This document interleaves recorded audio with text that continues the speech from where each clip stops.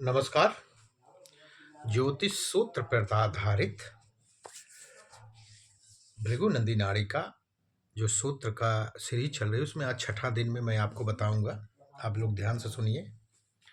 तो कुंडली देखिए, खोलिए, सूत्र को बराबर याद करिए, तभी फायदा होगा। देखते ही कुंडली में लगाएंगे, 1 मिनट प्रेडिक्शन हो जाएगा। कुछ सूत्र तो अपने आप बना सकते हैं आप, मैं भी सिखाऊंगा कि सूत्र कैसे बनाया जाता है। अगर चंद्रमा कर्क राशि में हो, ये खुद का राशि होती है इसकी। अगर चंद्रमा कुंडली में कर्क राशि में हो जहाँ 4 नंबर लिखा है तो बच्चे होने में परेशानी देता है। गुरु से पीछे वाले भाव में केतु हो तो, यानी कि गुरु जहाँ बैठा हो उससे 12वें भाव में केतु हो तो उसके जन्म स्थान के पास तीर्थ स्थल होता है। किसी भी हो सकता है कि जैसे विंध्याचल हो, मैहर हो, ऐसे भी स्थान पे जन्म होता है। शुक्र प्लस मंगल तो उसकी पत्नी या पति अपने निगेटिव प्लेस का होगा।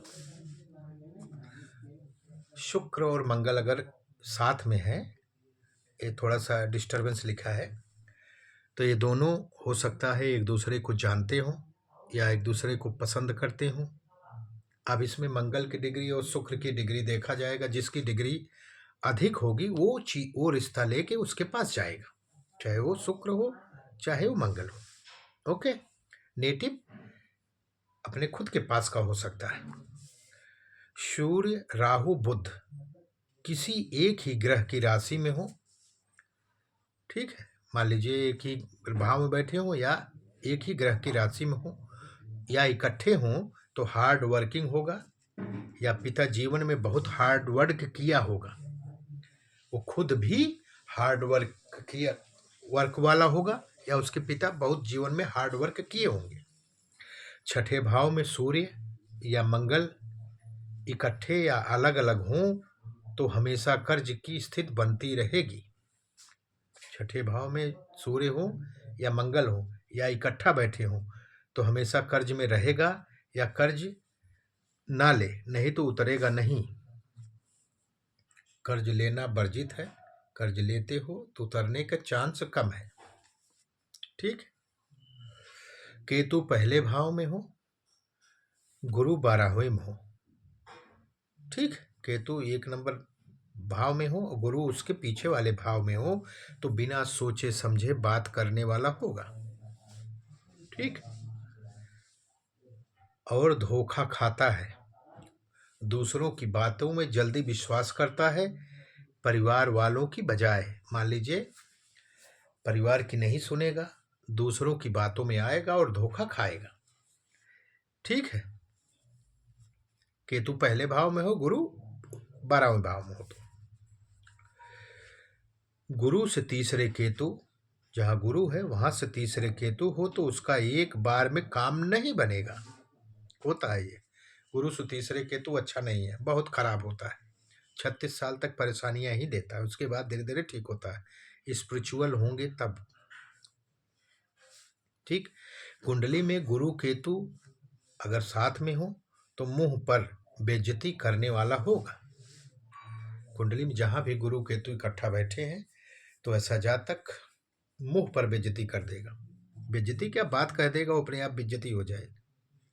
शनि चौथे भाव में तो घर में उदास, बाहर खुश रहेगा। ठीक, जिसकी भी कुंडली में शनि चौथे भाव में है, चौथा भाव घर का होता है, माँ का होता है, शुक्र का होता है, वहां पे उदास रहेगा। जैसे घर से बाहर जाएगा बड़ा खुश रहेगा। गुरु से 11वें में राहु हो तो उसके बाबा की मृत्यु 8 साल में हो जाती है। जहाँ गुरु बैठा है उससे 11वें भाव में अगर राहु है तो उसके बाबा की मृत्यु 8 साल की उम्र में हो जाती है। अगर नहीं हुई तो फिर 80 से 120 के बीच में ही डेथ होती है, दीर्घायु हो जाते हैं। गुरु से तीसरे शनि तो उसके पड़ोस में कोई लंगड़ा जरूर होगा, ये आजमाया हुआ है भाई। गुरु से तीसरे अगर शनि है तो उसके पड़ोस में कोई न कोई लंगड़ा आदमी अवश्य होगा या औरत होगी, जरूर होगा। सूर्य राहु अगर इकट्ठे हैं तो पेट की समस्या देगा, डाइजेशन खराब रहेगा। गुरु छठे भाव में तो पेट हमेशा खराब रहेगा, पेट की समस्या देगा। शुक्र एकादश भाव में तो चमड़ी का रोग होता ही होता है। ठीक।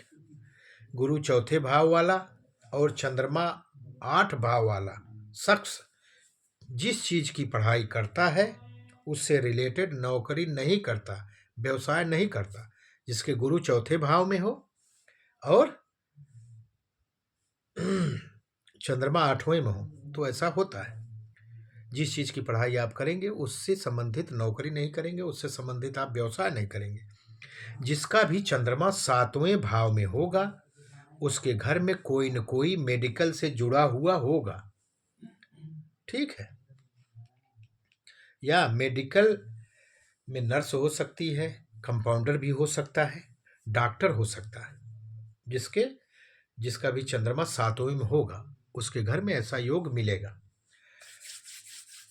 तो ज्योतिष पे आधारित आज छठा भाग था। आप लोग देखिए, सुनिए और पढ़िए। नमस्कार। बड़ा वीडियो नहीं